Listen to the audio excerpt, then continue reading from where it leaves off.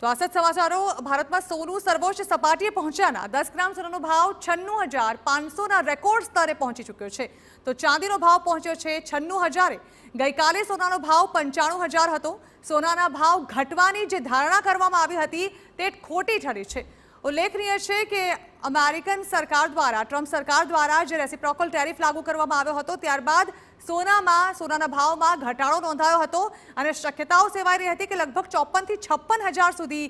સોનાનો ભાવ 10 ગ્રામનો પહોંચી શકે છે પરંતુ આ ધારણાઓ હાલ ખોટી ઠરી છે અને સોનાનો હાલ સર્વોચ્ચ ભાવ સામે આવ્યો છે। સોશિયલ મીડિયાના એક રૂમર્ડ મેસેજ દ્વારા